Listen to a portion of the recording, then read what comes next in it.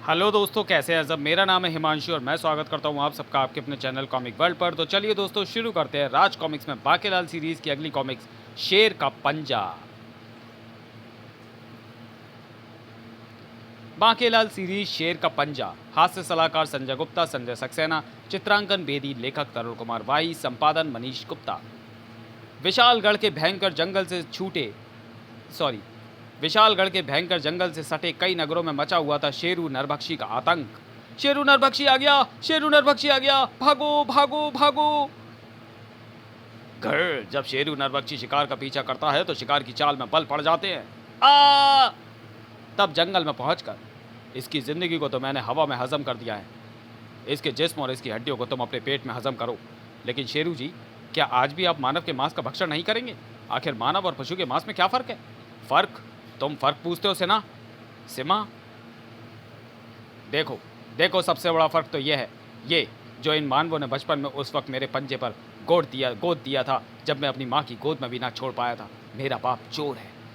मेरा बाप जो मुझे ज़बरदस्ती शिकार करना सिखाने पहली बार वहाँ ले गया जहाँ मानव अक्सर पानी लेने आते रहते थे। देखो बेटा, शिकार का पहला उसूल होता है घात लगाकर हमला करना। जी पिताजी। ये देखो, शिकार आ गया, अब झपटो, क्योंकि अकेले शिकार को तो फौरन ही दबोच लेना चाहिए। शेर शेर शेर, मारो मारो मारो। यही है वो नरभक्षी शेर जो मानव और पशु चुरा कर ले जाता है। पिताजी। कायर निकला मेरा बाप, जान बचाने के लिए मुझे वहीं छोड़कर भाग निकला और मैं हाथ लग गया मानवों के। ये चोर की औलाद है, ले चलो इसे बस्ती में।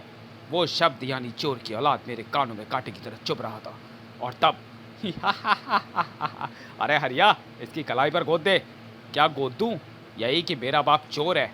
और तब से आज तक, हाँ आज तक, मेरी कलाई पर गोदे ये शब्द सांप बनकर मुझे डसते रहते हैं।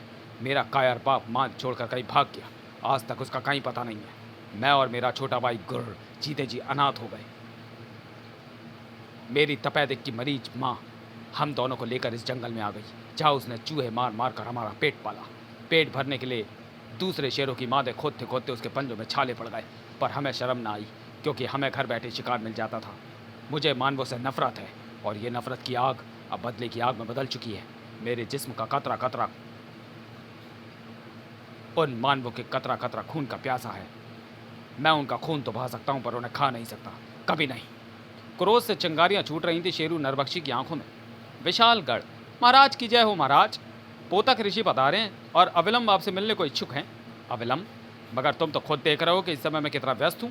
पोतक ऋषि को बैठक में बिठाओ, हम शौच होकर आते हैं। आधे घंटे बाद। महाराज, पोतक ऋषि क्रोधित हो रहे हैं, कह रहे हैं कि शाप दे देंगे। क्या? नहीं, उन्हें कुछ ठंडा वंडा पिलाओ, मैं बस पहुँचता हूँ। मुझको इस भोर की तन्हाई में आवाज़ ना दो, जिसकी आवाज़ रुला दे मुझे वो साज ना दो। कुछ और देर बाद। पोतक ऋषि का क्रोध देखकर मुझे खुद आना पड़ा। अजी, अब क्या सारी उम्र की कसर आज ही निकालोगे? शीघ्र ही बाहर आइए। अब हाथ धोऊं कि नहीं? आजकल तेरे मेरे नाप के कच्चे हर दुकान पर, सबको मालूम है, सबको खबर हो गई। और कुछ देर बाद। मोटे मोटे, अबे अंदर मर गया, मर तो नहीं गया? कौन बदतमीज है ये? वो बदतमीज तो शायद सेनापति था महाराज, मुझे देखकर भाग गया। मैं हूँ बाकेलाल। अरे बाकेलाल, तुम यहाँ कैसे? मैं तो आ ही नहीं रहा था, मुझे महारानी जी ने ज़बरदस्ती भेजा है। पोतक ऋषि शाप ही तो दे देंगे, कोई जान थोड़ी ले लेंगे। बाकेलाल, अब मैं हाथ पहुँचकर फ़ौरन आता हूँ। तुम पोतक ऋषि को पटाओ ताकि वो हमें शाप ना दें। ठीक है महाराज, मैं उसे पटाता हूँ कि वो शाप दे दे। और कुछ और देर बाद।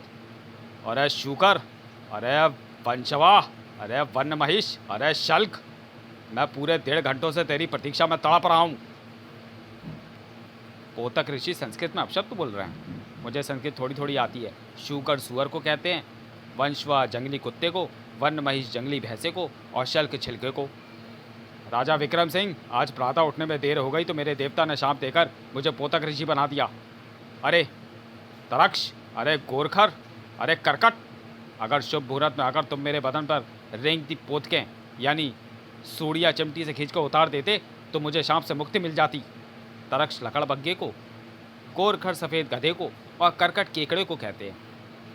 अब मुझे सूड़ियाँ खिंचवाने के लिए कल किसी और राजा का दरवाज़ा खटखटाना पड़ेगा। मैं तो सूड़ियों से मुक्ति पालूंगा राजा, मगर अब तू और तेरे महल का एक एक आदमी बहुत पछताएगा। अरे कपोत, अरे कच्छप, अरे कृंतक। कपोत कबूतर को, कच्छप कछुए को, कृंतक कुतरने वाले जीव को कहते हैं। तभी, अरे कोई दरवाज़ा तो खोलो, बाहर से कुंडी किसने बंद कर दी? कुंडी तो मैंने ही बंद कर दी थी। बाकेलाल ने कुंडी खोली, तब विक्रम सिंह बाहर निकले। ये कौन दुष्ट शैतान था जो मुझे संस्कृत में अपशब्द बोल रहा था? मैं उसे फांसी पर लटका दूंगा। अक्षय गोलक, चौड़े मत कर मूर्ख। झगड़ालू स्त्रियों की तरह तूने जो मुझे डांट पिलाई है उसका अंजाम अब बहुत भयंकर होगा। अक्षय गोलक आंख के डेलों को कहते हैं। जा, तुझे शाप दिया, कल सूर्योदय से पूर्व अगर तूने और तेरे बैल के सभी पुरुषों ने स्त्री वेश धारण ना किया तो तुम सब नेत्रहीन हो जाओगे। और ले पंगा ऋषि से। इन्हें क्षमा कर दें ऋषिवर, ये तो नादान है, बालक है। आप तो कृपालु हैं, पालक है, सब्जी वाला पालक। इन्हें शाप मत दे, ये आपके शरीर पर चढ़ी पोतकों पर गरम गरम तेल डालकर चढ़ा देंगे। नहीं, शाप दिया तो दिया, पर मैंने तो शाप लिया ही नहीं। क्या मुझे भी स्त्री के वेश में रहना होगा? नहीं, जब तक आप इन्हें नहीं छोड़ेंगे मैं भी आपके पाँव नहीं छोड़ूंगी। क्षमा कर दो, वरना दोनों टांगें खींच दूंगी। अब मेरा क्रोध और बढ़ गया है, क्योंकि तूने मेरे स्थान पर इस चपटे के पाँव को पकड़ लिया है। क्षमा नहीं मिलेगी। तब महाराज, अब क्या होगा? होगा क्या मेरा सिर? कितनी बार कहा कि सुबह सुबह इतनी देर अंदर मत लगाया करें, पर मेरी कोई सुने तब ना। माता श्री, कल मैं यहाँ मोटा सा ताला ही जड़ दूंगा। शाप देकर पोतक ऋषि चले गए। बाकेलाल, तुम बताओ कि अब क्या किया जाए? स्त्री वेश धारण की तैयारी आरंभ कीजिए महाराज। पर महाराज, जब आप सब लोग मेरी तरह लगने लगेंगे तो मेरा क्या होगा? आप मुझे नौकरी से निकाल तो नहीं देंगे ना? मोटे के चक्कर में ये दिन भी मुझे देखना पड़ेगा, ये तो मैंने सोचा भी नहीं था। तो महाराज, मैं अपनी दिहाड़ी बनाऊं, मेरा मतलब दाढ़ी बनाकर स्त्रियों की पोशाकों का प्रबंध करूं? अवश्य प्रबंध मंत्री। किंतु प्रबंध मंत्री, महाराज के लिए कांच की चूड़ियाँ, मांग टीका, नथ, पाजेब और मांग में भरने के लिए सिंदूर लाना मत भूलना। और माता श्री, मैं क्या करूँ? तुम अभी ना स्त्री हो ना पुरुष, तुम बच्चे हो, इसलिए तुम्हें वेश परिवर्तन की कोई आवश्यकता नहीं है पुत्र। किंतु महाराज, कल होने वाली सौंदर्य प्रतियोगिता का क्या होगा? वह निर्धारित समय पर ही होगी। इधर शेरू नरभक्षी का कदम पड़ चुके थे विशालगढ़ में। शेर शेर शेर! शेर नहीं, शेरू नरभक्षी कहो। आ बचाओ! आ! रुक जाओ सिम्हा, तुम जानते हो कि नरभक्षी शेरू स्त्रियों पर हाथ नहीं उठाता, क्योंकि उसे हर स्त्री में अपनी माँ दिखाई पड़ती है। शेरू के कानून को भंग करने की तुम्हारी हिम्मत कैसे हुई? गधा! माफ कर दो शेरू जी, भूल हो गई। मैं भूल करने वालों को माफ़ नहीं करता, क्योंकि मैं कभी नहीं भूल सकता कि अपने कायर बाप की एक भूल के कारण ही मेरी कलाई पर यह लिख दिया गया था कि मेरा बाप चोर है। उधर राजमहल में सूर्योदय के पश्चात, दासी, महाराज को शीघ्र राज दरबार में पहुंचने को कहो, क्योंकि सौंदर्य प्रतियोगिता का समय हो चुका है। प्रिय, हम तो राज दरबार में ही जा रहे थे। अरे महाराज, आप आप तो खोजा को भी मात कर रहे हैं। चलिए राज दरबार में चलिए, वही निकलेगा आपका जुलूस। मेरा मतलब वही होगी राज दरबार की कार्रवाई, यानी सौंदर्य प्रतियोगिता का आयोजन। फिर हुई सौंदर्य प्रतियोगिता, विशालगढ़ सौंदर्य प्रतियोगिता। महामंत्री जी, सौंदर्य प्रतियोगिता में हिस्सा लेने वाली प्रतियोगी सुंदरियों के नामों की घोषणा करो। जो हुक्म महारानी जी। सुंदरियों के नाम इस प्रकार हैं: सुंदरी कर्णप्रिया, सुंदरी सुंदरलता, सुंदरी केशलेखा, सुंदरी चारुलता, सुंदरी पतलिका, सुंदरिका स्वप्निका, सुंदरी फूलकुमारी, सुंदरी हरिपत्ती, सुंदरी सूकर कांटा, सुंदरी नैनकटारी, सुंदरी स्वर्ण स्वरप्रिया, सुंदरी फटेबांस, सुंदरी देविका, सुंदरी गायिका। और महारानी जी, इनमें से कुछ शर्मीली सुंदरियों ने अपने नामों की घोषणा करने से इनकार कर दिया है। किंतु अगर इन शर्मीलियों में से कोई विजेता चुनी गई तो उसे अपनी शक्ल दिखानी होगी। प्रतियोगिता का फैसला प्रतियोगी सुंदरियों की बिल्ली चाल, उनकी पोशाकों व अंत में पूछे गए सवाल के दिए गए सबसे खूबसूरत जवाब के रूप में होगा। किंतु महामंत्री जी, आज सभी मंत्रियों, सेनापति, प्रमुख दरबारियों के आसन खाली क्यों हैं? और ये बाकेलाल भी अभी तक राज दरबार में नहीं पहुंचा।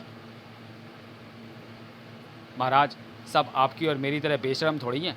दरअसल स्त्री वेश में राज दरबार में आने पर सबको शर्म आ रही होगी, इसलिए केवल प्रजा ही आई है। बाकेलाल की अनुपस्थिति में सौंदर्य प्रतियोगिता का लुत्फ नहीं आ रहा है। खैर, आप प्रतियोगिता शुरू करें महामंत्री जी। भगवान करे बाकेलाल चाचा हमेशा चाची ही बने रहें। आरंभ हुआ प्रतियोगिता का प्रथम चरण, यानी बिल्ली चाल व पोशाकों का प्रदर्शन। सर्वप्रथम आ रही है सुंदरी कर्णप्रिया। वाह क्या चाल है, क्या ढाल है, वाह क्या मुखड़ा है, चांद का टुकड़ा है। हाँ, पर महाराज के आगे सब बेकार है।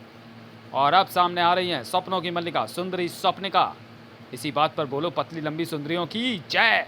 आए, यह आवाज़ तो नारा मंत्री की है। यह आवाज़ कहाँ से आई? बिल्ली चाल और सुंदर पोशाकों में लिपटी सुंदरियों का प्रदर्शन जारी था। घूंघट की आड़ में सुंदरी का दीदार अधूरा रहता है, जब तक ना मिले नजरों से नजर, श्रृंगार अधूरा रहता है। वाह वाह, ये तो पूरी मटकनी है। और अब शुरू हुआ प्रतियोगिता का अंतिम चरण, यानी सवाल जवाब। सवाल: शादीशुदा स्त्री का धर्म क्या है? जवाब के साथ हैं करना अनिवार्य है। शादीशुदा स्त्री का धर्म है बेलन, जिसका सही इस्तेमाल गृहस्थी को सुखी रखता है। वाह वाह! शादीशुदा स्त्री का धर्म है मायके की तारीफ करना और ससुरालियों की नाक में दम करना। मांगे पूरी ना हो तो मायके जाने की धमकी देना, और अगर पति इजाज़त दे दे तो नहीं जाना। पति के रिश्तेदारों की कद्र करना, जैसे पति का साला, पति की साली, पति की सास, पति का ससुर, और अपने रिश्तेदारों से बिल्कुल नाता तोड़ लेना, जैसे ननद बहनोई, जैसे देवर देवरानी, जैसे जेठ जेठानी। बोलो पति नाम के कोलू के बैलों की। शादीशुदा स्त्री का धर्म होता है पति की टांगें दबाना, साफ सफाई, चूल्हा चौका। शादीशुदा स्त्री का धर्म होता है कि अगर किसी बात पर पति उसे पीटे तो चुपचाप पिटते रहना है। शादीशुदा स्त्री का धर्म होता है खूब सारा दहेज लाना है। अब बचा आखिरी सुंदरी का जवाब। शादीशुदा स्त्री का धर्म यह है कि अगर पति मोटा मुच्छड़ और मनूस हो तो उसे तलाक दे दे। तालियां! वाह वाह वाह वाह वाह वाह! फिर रानी सरलता ने की कुमारी विशालगढ़ के नाम की घोषणा। कुमारी विशालगढ़ का खिताब जीता है सुंदरी। अरे बाकीलाल, तुम? महारानी जी, आपने मेरा घूंघट क्यों खोला? मुंह दिखाई दीजिए। अरे बाकीलाल। प्रतियोगिता का द्वितीय पुरस्कार भी घूंघट वाली को मिला, और जब उसका घूंघट खोला गया तो अरे सुंदरी सेनापति, मेरा मतलब सेनापति तुम, द्वितीय पुरस्कार तुम्हें मिला है। हम तो राज दरबार में आ रहे थे, पर महामंत्री जी ने हमें भी सुंदरियों के बीच खड़ा कर दिया। फिर मुझे भला क्या एतराज़ था? सुंदरियों के बीच खड़े रहना किसे अच्छा नहीं लगेगा। तृतीय पुरस्कार विजेता का घूंघट जब खोला गया तो अरे प्रबंध मंत्री तुम? महारानी जी, घूंघट गिरा दीजिए, मुझे शर्म आ रही है। तो चलिए दोस्तों, वीडियो को यही समाप्त करते हैं और मिलते हैं बाकीलाल सीरीज़ की कॉमिक शेर का पंजा के दूसरे और अंतिम भाग में अगले वीडियो में। तब तक के लिए धन्यवाद।